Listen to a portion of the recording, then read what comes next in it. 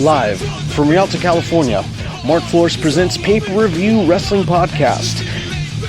In this segment, I'll be giving my opinion on Clash of Champions 2016, the Cruiserweight Classic review, and Smarks are never satisfied, all culminating here on the Pay-Per-View Wrestling Podcast.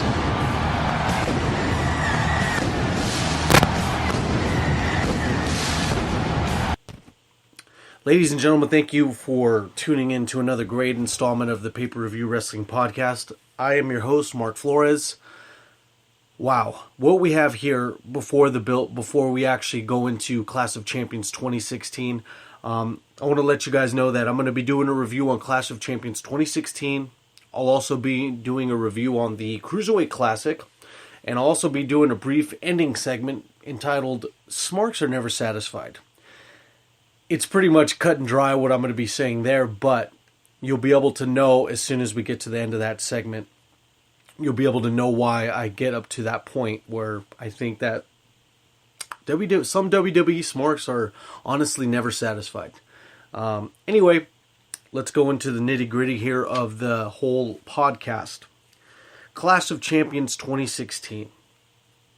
This is a great action-packed card. We have Kevin Owens versus Seth Rollins, The New Day versus Anderson and Gallows, Charlotte and Sasha Banks versus Bayley in a fatal three-way for the women's title, Sami Zayn versus Chris Jericho, Cesaro and Sheamus, match number 7 of their 7-match series.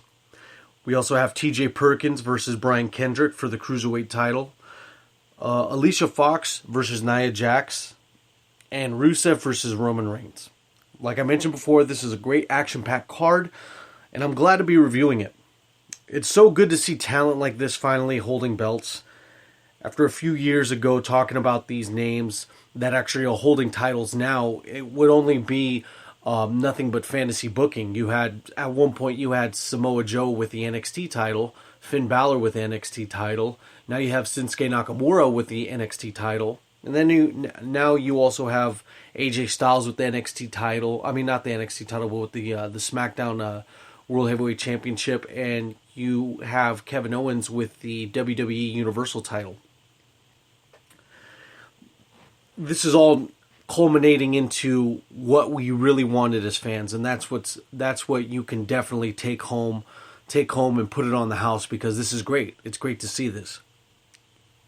Unfortunately, the only downside to this situation is that Clash of Champions, in my opinion, is only a low-level pay-per-view.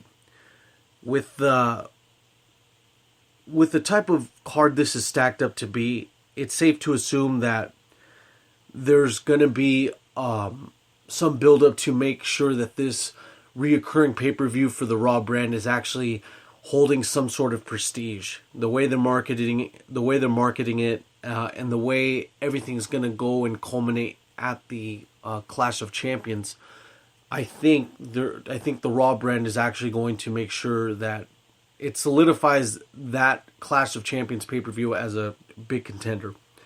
I personally hate calling Clash of Champions a lower tier pay-per-view, but if it doesn't get higher marketing and the prestige of pay-per-views such as Survivor Series and SummerSlam, Royal Rumble, WrestleMania take more precedent over it, then it'll always be considered to me as a low tier pay-per-view. They have the ability to change that. That's always the best thing about certain pay-per-views, is that you always have the ability to change it. Little by little, Battleground has gotten out of that form where they actually haven't made it seem so interesting to watch. The same also goes for TLC. Some of these can actually get out of the woodwork and actually become higher tier pay-per-views, but it just takes a little more time. It takes the reputation of the one previously behind it for that prestige to be built up for it. Without further ado, let me get into this match card of Clash of Champions. Let's hope that Clash of Champions, with this match card, it actually takes the Raw brand back to the big leagues, because for the longest time we've actually considered SmackDown, well, me anyway, I've considered SmackDown the better type of brand. Anyway, before we get into that, let me go into the commercials. Today's pay-per-view wrestling podcast has been brought to you by none other than Game Swappers. Game Swappers, buy, sell, and trade your retro games and next-gen consoles. That's PS4 and Xbox One. You can come into contact with Game Swappers via Instagram at GAMESWAPPERS. That's GAMESWAPPERS. Game Swappers, buy, sell, and trade. Keep in mind, guys, that if you do share any which of the podcasts on the Mark F Podcast channel, you'll be able to get 10% off towards your retro game trade-ins. Actually 10% more towards your retro game trade-ins. Or if you do share for the interest of purchasing games, you'll be able to get 10% more towards your retro game purchase. All you have to do is share any which of the podcasts to any form of social media, and you'll be able to get 10% off towards your retro games or 10% more towards your retro game trade-ins. The first match that we have on docket here at Clash of Champions match card review and predictions. Nia Jax versus Alicia Fox. Pretty much cut and dry here with Nia Jax doing a series of squash matches and Alicia Fox and her feuding for the last week and a half. This is going to be the run-of-the-mill squash match with lower card talent. Alicia Fox knows how to put on a good match with Nia. And Alicia will be the perfect person with the least amount of star power to lose to Nia. There's not a lot for her to lose in this situation because she's been off TV for a while. So this is more beneficial for her as a person to actually just be there on the pay-per-view card than anything. I'm glad Creative decided to make this match instead of another squash match with a jobber. I think that kind of has been running its course for the last couple weeks, and I've gotten pretty irritated by it. I don't think that you can build up names like Braun Strowman and Nia Jax simply by having them do squash matches week after week after week. I think the Braun Strowman squash matches are pretty entertaining because you've had a series of guys like James Ellsworth and a couple of guys after that actually cut on good promos before it goes on, so it does make it entertaining. With Nia Jax, on the other hand, they don't even give the light of day to whoever she's fighting. So, with that being said, it's a good change of pace to actually have Nia Jax feud with someone actually with some credibility on the roster instead of some run-of-the-mill jobber. I expect Nia Jax to be going back and forth with Alicia during the first portion of the match, and then the turn will happen where Nia Jax just becomes too overwhelming for Alicia Fox, and Nia Jax ends up winning. It has to happen like that in order to build up Nia Jax as a monster women's heel. It wouldn't be too long before she's actually holding the women's title, so let's see what happens at the end of that one. The next match we have on the docket is T.J. Perkins versus the Brian Kendrick. This match was placed on at the right time, and we'll have everyone that watched the Cruiserweight Classic watching this match. And why do you ask that? Why would someone say, hey, well, why would they put this match on there? Because this is doing nothing but helping build the Cruiserweight division. This is doing nothing but helping build people to watch the Cruiserweight Classic on the WWE Network. It helps out WWE in more ways than one by having this match here at the right place and the right time. TJ Perkins put on a great performance at the Cruiserweight Classic. So did Brian Kendrick. We're going to get a lot of people into this actual match because we'll also get indie fans of TJ Perkins and Brian's to tune in as well. This match, to me, has all the workings of a great 5-star match. And with the way it's all set up, all the wrestling planets are aligning for this one to actually be something great. Both will have their first WWE singles match on a pay-per-view, and both are fresh off a great CWC program, Cruiserweight Classic, and both Brian and TJ know how to work the crowd with their moveset, but not also with their moveset, but with their great ring psychology. The announced team will definitely elevate this by calling it really effectively. I think that Corey Graves paired up with Michael Cole are a great duo to each other. It's great to have that recent in-ring experience, especially with the indie side in Corey Graves. Now to get into this actual match here. Both TJ Perkins and Brian Kendrick emulate the same kind of style. Both of them are semi-high flyers. Both of them know how to perform submissions. Both of them know how to grapple. Both of them know how to work within the ropes, to the extent of actually putting on a great emotional display. And I know for sure that will definitely help bring this match from the 3 to 4 star category to the actual 4 to 5 star category. I truly believe that these two will actually put on a great match.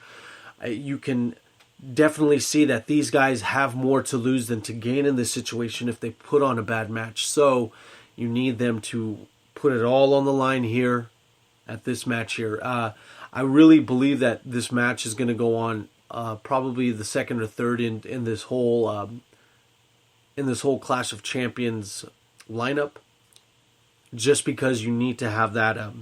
You need to have the fans fresh on their feet for this kind of match, and it's going to be very exciting to see.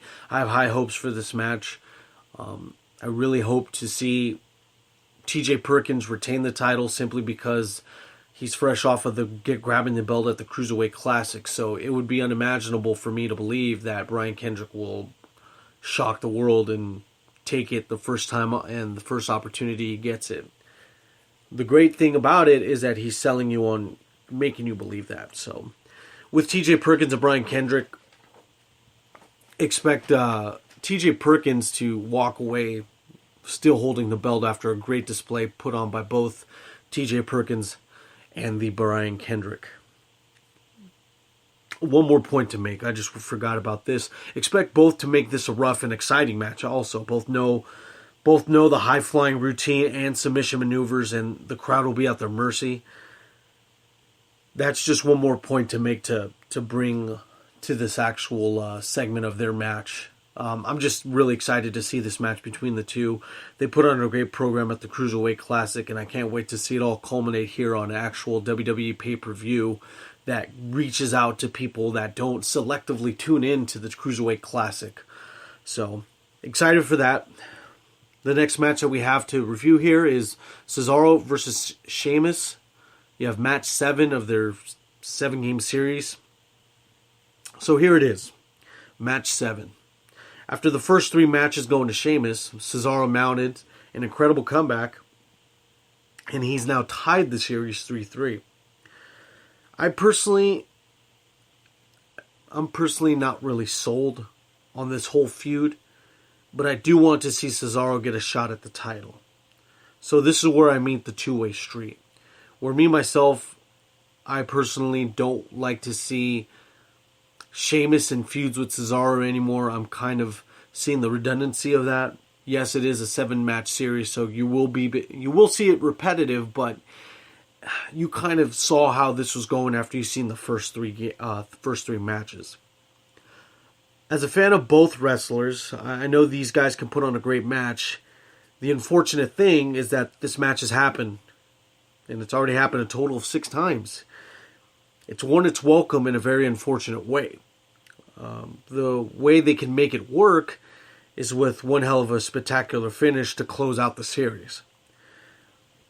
I have Cesaro winning this match, of course, but I hope that Cesaro and Creative actually team up to make sure that he actually does some sort of heel-like tactic to actually win it. There's been times where he's always said the Cesaro section has backed him up, so this kind of goes against what I'm saying. He's been doing a lot of babyface-esque type things instead of heelish type maneuvers and mannerisms. So what they need to do for this match to be something special, for this match 7 to be something spectacular, is that you need Cesaro to put the icing on the cake in some respect. And that's by finishing with a move we haven't seen before, finishing in a Miracle-esque type of fashion where the babyface barely slides by, or Cesaro can just merely dominate the second half of the match and then just take it from there. I know Sheamus knows how to work, and I know that he'll do his best to put his back down for Cesaro so Cesaro can go over on Sheamus. So I have high hopes also for this match, simply because I know both of them, Cesaro and Sheamus, can actually go. They've been doing it for a long time already, so hopefully that Hopefully they know what they need to do to make this match unique and actually have people tune into the match as well.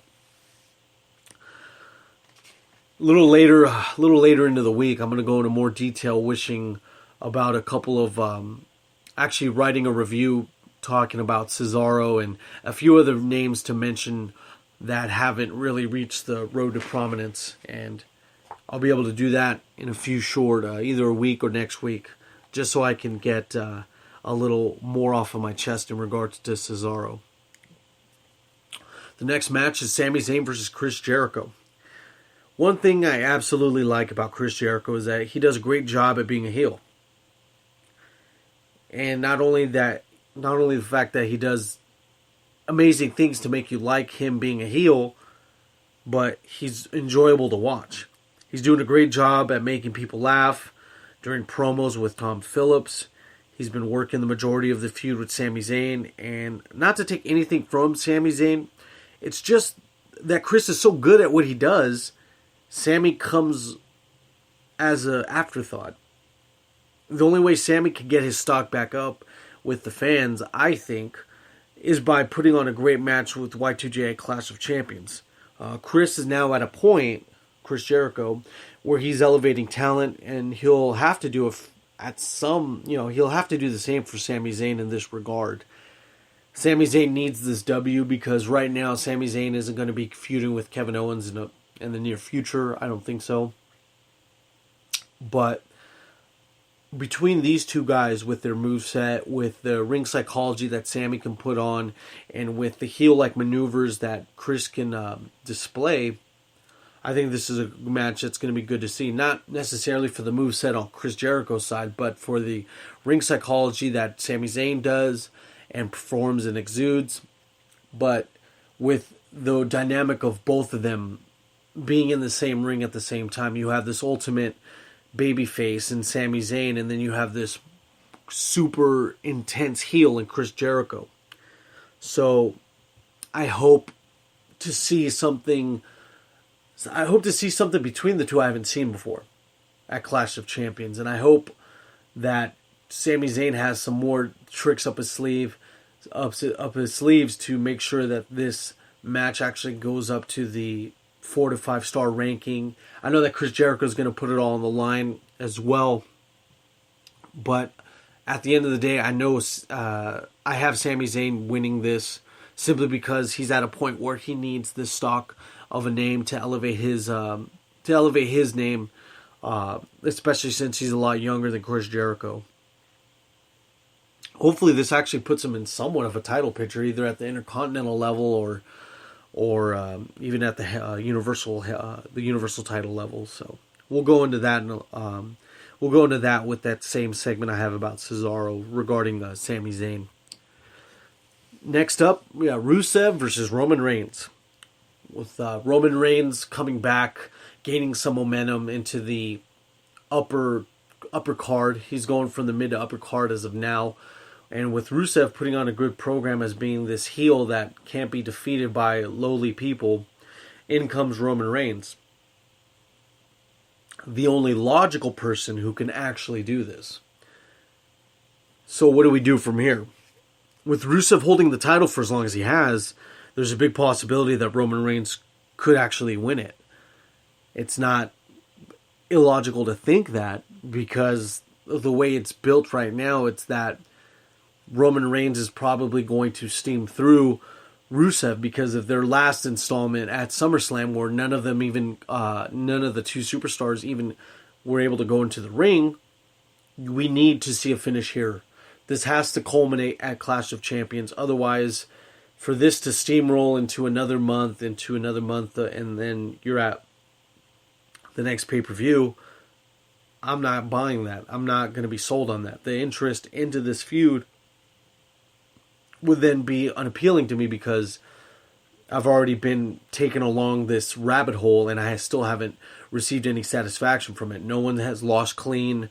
No one has done anything to the other except cut promos against each other. I find it hard to believe that the company itself is going to let Rusev win clean over Roman.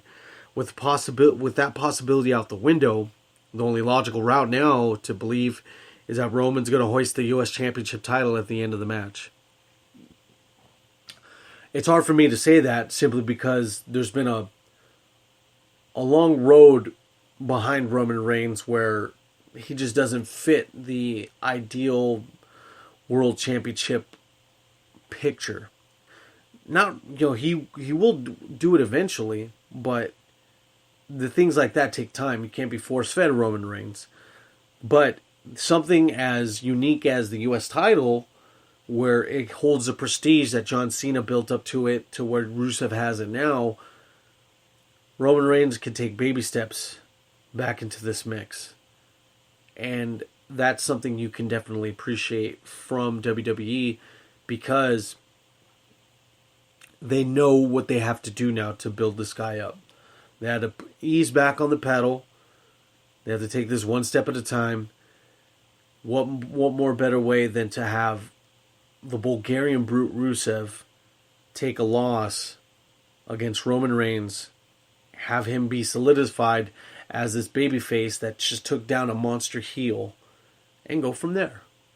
I think that's a proper direction now. I think Roman Reigns has been ready to hoist a different title other than the world title. So I'm glad to see this. If it comes the way I predict, then I'll definitely be a happy camper. If there's some shenanigans afoot that actually make it reasonable for us to believe we could take this to a third pay-per-view, it has to be something really great then. If not, no one's going to be happy. Not even by a DQ or anything of that matter. It either needs to culminate here at Clash of Champions, or something so surprisingly bizarre happens to build it to the third pay-per-view where everyone's going to tune in. Let's hope that happens then. Next up, we have Charlotte versus Sasha Banks versus Bayley in fatal three-way for the U.S., for the Raw Women's Championship. Having these three in the ring at the same time, it's going to be stuff of legend. Both Sasha and Bayley know how to put on a great match. Charlotte and Sasha put on a great match before. So this dynamic of where all three of them are in the ring at the same time, you're going to see a lot of high-flying action. You're going to see a lot of moves you haven't seen before or haven't seen in a long time from all three competitors. Expect a crazy amount of spots. All three of these ladies have very dense movesets, and all three of them have tons of experience facing each other when they were at NXT. So they could take a bunch of stuff that they've all remembered and treat the fans with something that they haven't seen before in the same type of ring. It's going to be something to enjoy. It's going to be something to watch. I definitely enjoy this whole women's revolution that Stephanie McMahon started to initiate. I definitely enjoy it. It's something to see. It's a great change of pace to what we had 2 years ago, to where everyone, there were the women's roster itself was more glam than actual brute, and I mean that by there was just a lot more attractive ladies at the expense of not having very impressive movesets. Now you have both all in the same pocket. The way it'll go down is that Bayley will get pinned by Charlotte with natural selection. Either Bayley getting pinned by Charlotte or Sasha Banks. Actually, take that back. Charlotte is going to be the winner off of that, but with natural selection. Having Charlotte use the figure eight in a fatal three-way doesn't seem logical to me, because the fact of the matter is, in order for someone to tap out to a move like that, they'll need about 30 to 45 seconds with the ring and in the center of the ring so they can tap out. But I don't think that you can have that while you have a third person still waltzing around the ring in Sasha Banks. So what we do here in this situation is this. Sasha Banks leaves the ring for some odd reason, gets tossed out, and Charlotte quickly places natural selection on Bayley, and then that's the end of it. Charlotte retains, finds a way to keep the title on for a couple more weeks until something ends up happening where Sasha Banks ends up winning against Charlotte. I could definitely see that. The title exchange that's happened over the last couple months with this women's title hasn't been very entertaining, where Sasha Banks keeps it for less than a month and then has to give it back at SummerSlam. And now we have another title contention here. I personally don't think that they're going to give the title up and give it to Sasha or Bayley at this point in time, simply because there needs to be a point of longevity with this title for now. You know, there's no sense in playing hot potato with such a prestigious title, because the prestige of the title will go with it. So with that, the expectations I have, I'm thinking of a great match between the three. All three of them know how to put on a great match. They've done it before in NXT. Their experience will triumph over this, so they all know how to work together. So the chemistry's there, the movesets are there. They just need to execute. With that, I have Charlotte winning with natural selection over Bayley. That way, when Bayley loses, it doesn't take anything from Charlotte or Sasha Banks at that point to where the feud will elevate at that point. The next match we have on the roster here is the New Day versus Anderson and Gallows for the tag team titles. Let's get some points out of the way first. The New Day don't need the titles to be entertaining. They've done it before without being tag team champions. The merch will always be there. The great promos between the three will always be there, as long as they're positive and joyous about being with each other as a tag team. So it'll all still remain, especially at that point. Anderson and Gallows need these titles at this point in time, to me, because I need to see monster heels with the tag team titles. These guys are the perfect people to do that. They're fresh off of being debuted not too long ago. So we need to see some change here, especially with this title. The New Day have solidified themselves as being the longest running tag team with the titles in WWE history. So they have that already. No one could take that away from them. But they can. But Gallows and Anderson can take the titles away. That's the beauty of it, is that the way you could take the titles off the New Day won't affect them, because they're still going to entertain people. They'll still be baby faces. So what I have here is I have Anderson and Gallows winning with the Magic Killer on Xavier Woods. When I see that happen, I need to, you'll definitely hear a pop from a bunch of Bullet Club aficionados, a bunch of delegates from New Japan Pro Wrestling that really wanted to see these guys thrive. Carl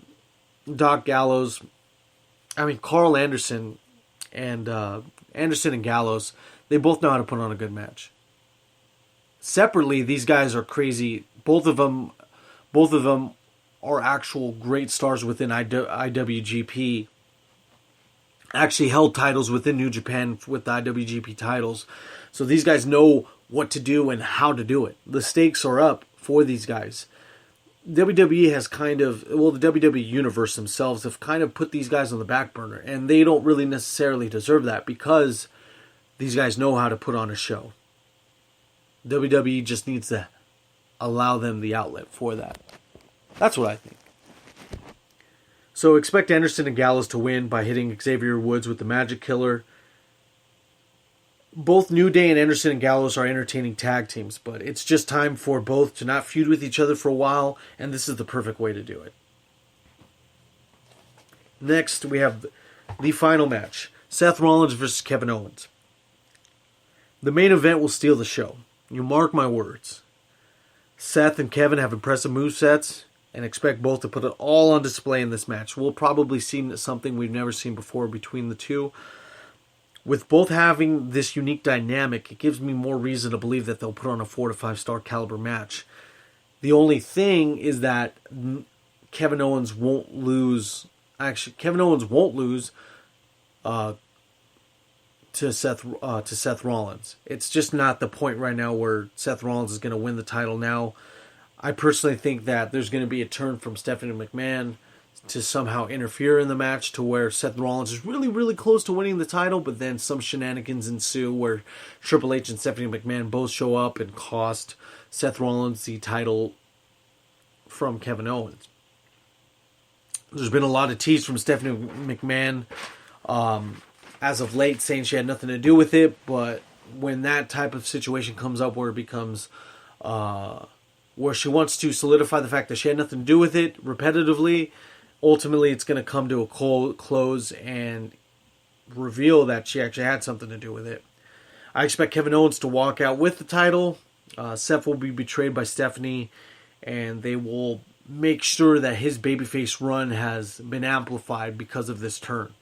We should all have high expectations for this match because we all know what both Rollins and Kevin Owens can do. Both of them have put great matches against people like John Cena. Kevin Owens stealing the show at WrestleMania with the ladder match they had.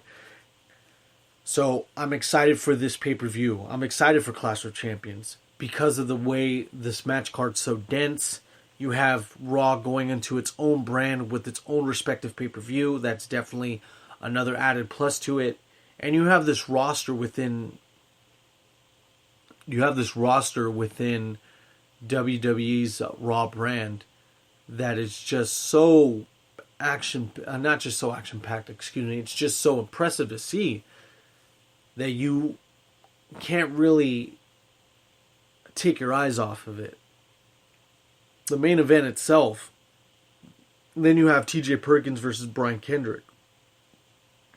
You have a lot of things coming up at this Clash of Champions. WWE has the ingredients to make Clash of Champions a relevant pay-per-view to where we might see title changes happen regularly at Clash of Champions. There needs to be more prestige with that. Yes, I do know Night of Champions was a great pay-per-view, but in order to separate and disassociate yourself with combining both rosters, you need to alienate yourself, and this is the first way to do it with your debut pay-per-view at Clash of Champions. So let's hope for the best on that. I hope for the best for Clash of Champions. Next up I have, for the pay-per-view wrestling podcast, I have the Cruiserweight Classic review. To me, the Cruiserweight Classic was the biggest treat to the WWE Universe since AJ Styles debuted and since AJ Styles won the title at Backlash 2016. Having so much talent and a tournament that was so enjoyable to watch is something that we wouldn't have seen 2 years ago. But the fans do know that some tournaments that the WWE has sometimes don't pan out. But to have this tournament where a bunch of unknowns are coming from independent circuits and this tournament's actually working its way to a boiling point where it's very impressive matches after very impressive matches, this tournament actually panned out. Actually was very successful. There's more people talking to me about the Cruiserweight Classic as of late than they are talking about Raw and SmackDown. That goes to show you that there's a lot of people that do enjoy the product. Guys like Kota Ibushi, Cedric Alexander, Noam Dar, Tommaso Ciampa, Johnny Gargano all have put 4 to 5 star matches throughout this tournament. And not only were they doing it at the same venue, but it was all done on a grand scale. These guys don't get to say that often. That they were in the same room with Zack Sabre Jr. These guys weren't in the same room with Daniel Bryan and Mauro Ranallo calling the action. I mean, you don't get to say that often. I mean, all the guys in the tournament would have been doing their own things across 10 plus promotions, and we would have never seen them. And that's the unfortunate thing, because now that we have seen them, we want them back. And we got them back. We got a bunch of guys back. And we can all thank the WWE for that. So, some matches that I recommend to you guys for the Cruiserweight Classic is Cedric versus Ibushi in the, I think it was quarterfinals or semifinals. TJ Perkins versus Kota Ibushi. Grandma Talik versus Akira Tozawa. Grandma Talik versus TJ Perkins. And Brian Kendrick versus Kota Ibushi. Those matches themselves were amazing to watch. Some guys that I was really surprised about too was Jack Gallagher and Tony Nese. Big props to those guys. I hope that there's some way that they can involve you guys into the Cruiserweight picture into WWE, but we'll have to wait and see for that. I mean, overall, with the Cruiserweight Classic, ladies and gentlemen, it was something that was merely afterthoughts from, wrestling purists within WWE. But to now have an actual tournament where these guys can actually go, put their stuff on display, advertise for themselves, and even leave to other promotions now. You can expect great things to happen because of this. There's more positive than negatives because of this tournament. Yeah, this tournament could have been bad. It could have, but it wasn't. And now since that happened, the prestige of all these names go up. Even the people that aren't even involved in the Cruiserweight division now. WWE has signed about 6 to 7 people as of late. They signed Cedric Alexander. They signed Rich Swann, Brian Kendrick, TJ Perkins, Grand Metalik, and there's going to be more to display. I know for sure Johnny Gargano and Tommaso Ciampa probably will go to SmackDown simply because this whole division has been pretty dense on the end of Raw, so we have to, it's just, I think it's more of a chess move, not checkers, to forcefully put those other guys on there. But anyway, overall with the Cruiserweight Classic, I thought every single match that I saw within the Cruiserweight Classic was very impressive to see. There's a lot more great matches than there are good matches, and there's a lot more good matches than there are bad matches. I believe there's only like at least 2 or 3 bad matches within this whole tournament, and there was a lot of people involved in this tournament. And not only that, but the talent was simply impressive to see. I can't wait for the next one. I really can't. To finish off this pay-per-view wrestling podcast brought to you by Game Swappers, you can catch them on Instagram at GAMESWAPPERS. Game Swappers, buy, sell, and trade. Collectibles, video games, and more. Keep in mind, guys, that at the end of the last Sunday of this month, which is this week, we're actually going to have the Retro Respect event where you'll be able to trade, buy, sell, and trade with various vendors. All you have to do is hit up Game Swappers on their Instagram for more details. It's going to be taking place at the Finish Line Sports Bar and Grill in Pomona, California, by the Fairplex. Tables are free. Just make sure you reserve a table with Game Swappers to make sure you solidify your spot there. The next thing I have to say on this pay-per-view wrestling podcast, this is probably one of the more lengthier ones that I've done as of late, simply because I had to get this off of my chest as well. WWE Smarks are never satisfied. At this day and age, we currently have Shinsuke Nakamura as NXT Champion, Kevin Owens as the WWE Universal Champion, and now we have, thanks to Backlash 2016, AJ Styles is now the World Heavyweight Champion for SmackDown. To some, that sounds like poetic justice. To some, that sounds like it wouldn't have happened in a million years. They wouldn't have thought that. 2 years ago, you wouldn't have been able to predict that. We currently, and I speak as if I am associated with WWE, but I'm only going to use that as an example. We currently have the best in the world under the same roof in 3 separate sectors in the same promotion. WWE monopolized all the talent within any which way of independent wrestling or even other promotions, and yet still some WWE fans are never satisfied. Some are not even satisfied. Some go into the lengths of now nitpicking the lower tier titles or even nitpicking little botches here and there. With such great champions at the helm of the card, there's still some people that do not find the good in the situation. The same people that generalized Roman Reigns and wanted him to win at the same Royal Rumble 2014 are the same people that booed him when he won the same event in 2015. You guys, I mean, to all that were familiar with Royal Rumble 2014, we saw Roman Reigns almost win, but then Batista ended up winning. But then next year, when he actually wins it, he was going on this little streak of, yeah, this is what we're going to have to expect, and there's no surprises. But when it happened, no one's happy even in that regard. They found a great way to nitpick. Certain people within the internet wrestling community are very contradictory. Either that or they're just very particular. Thinking about the situation, I came to the realization that some Smarks, what some Smarks can do to avoid hating the product so much. All you have to do is find the good and enjoy the product. It's that easy. Wrestling has a predetermined outcome with variables between the start and the finish. Yes, botches do happen. I've seen people nitpick the botches when people mess up in the ring. But on the scale of the professionalism in the product, botches happen few far in between in comparison to independent wrestling and in comparison to carnival wrestling that you see that's totally unprepared. And, you'll see the difference. But finding a botch somewhere where you're not trying to find the good is you doing a disservice to yourself. Smarks love wrestling. They truly enjoy the product. I know that for sure.